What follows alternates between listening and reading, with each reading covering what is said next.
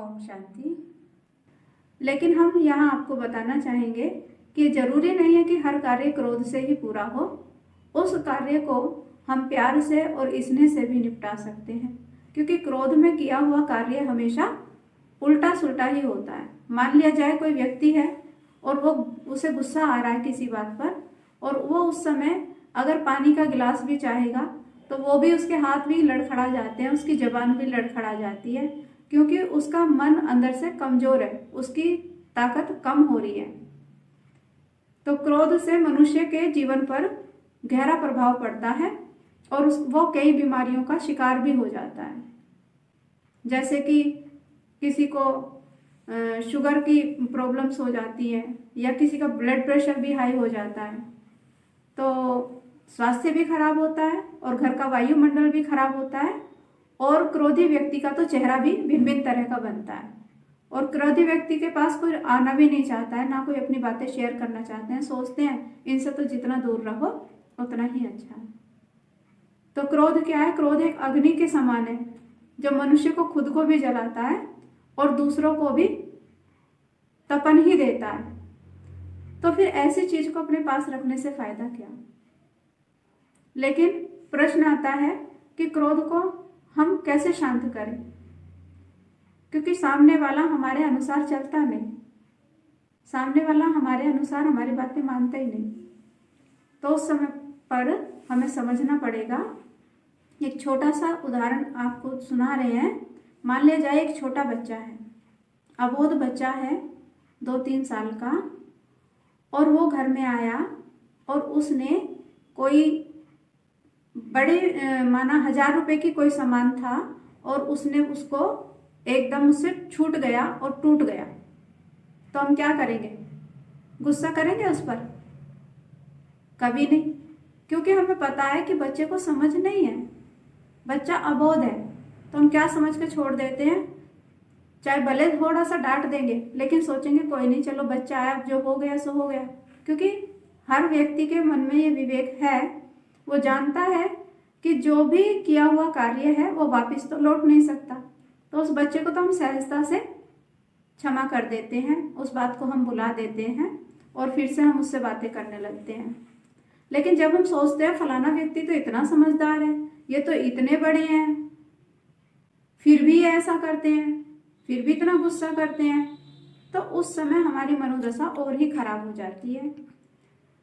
तो उस समय पर जिस समय एक व्यक्ति को क्रोध आवे तो दूसरे व्यक्ति को वहां से या तो हट जाना चाहिए, नहीं तो घर में कलह कलेश के कारण घरों का विच्छेदन हो जाता है, परिवारों में दरार आ जाती है, मनों का जो प्यार है, जो स्नेह है, वो खत्म हो जाता है। उसके बारे में रहीमदास जी ने भी एक दोहा बोला,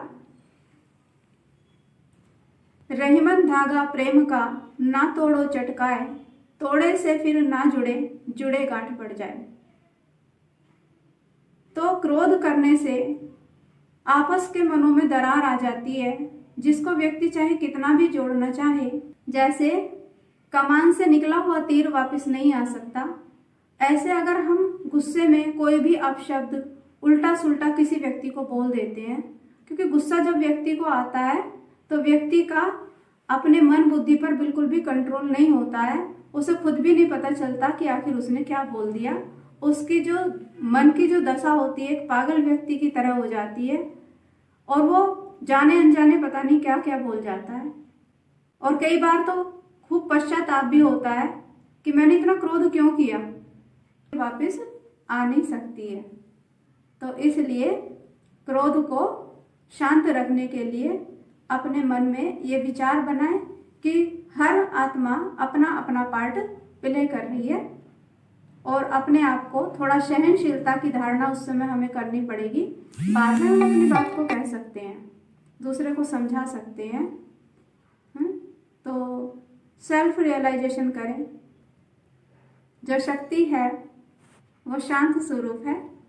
तो शांति तो मेरा स्वधर्म है, मैं तो शांति के सागर की संतान हूँ। बाकी सामने वाली आत्मा का अपना अपना पार्ट है, हर एक की समझ एक जैसी नहीं है। तो जब हम उस अबोध बच्चे की तरह दूसरे को समझेंगे कि मुझे तो समझ है, सामने वाले को तो समझ नहीं आए तो ऑटोमेटिकली हमारे दिल में रहम भावना आएगी। क्योंकि कोई कमज़ोर व्यक्ति हो और वो 50 किलो का वजन अगर ना उठा सके तो हम क्या कहेंगे? ज़बरदस्ती करेंगे क्या? बिल्कुल नहीं। हम क्या कहेंगे?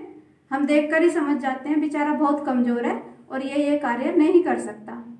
तो ऐसे जब कोई क्रोधी व्यक्ति बहुत क्रोध में हो, बहुत गुस्से में हो, तो हमें क्या सोचना चाहिए कि उसकी मन की शक्ति बहुत कम है, बहुत डाउन है, और यही सोचकर वो क्रोध से नहीं निकल सकता।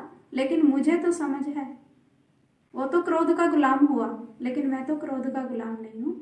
तो ऐसे समझकर उस बात को हमें टाल देना चाहिए। बाद में हम अपनी बात को स्पष्ट कर सकते हैं। तो ऐसे अपने जीवन को क्रोध मुक्त बनाने के लिए कुछ कुछ टेक्निक अपनाएं, या फिर मुख के अंदर पानी भी डाल के रख सकते हैं थोड़ी देर के लिए, क्योंकि मुख में पानी होगा, सामने वाला भले क्रोध कर रहा हो तो हम बोल ही नहीं पाएंगे। तो इससे हमारा जीवन सहज हो जाएगा और सरल बन जाएगा, आपस की मधुरता बनी रहेगी और किसी भी कार्य को हम सहजता से पूरा कर पाएंगे। ओम शांति।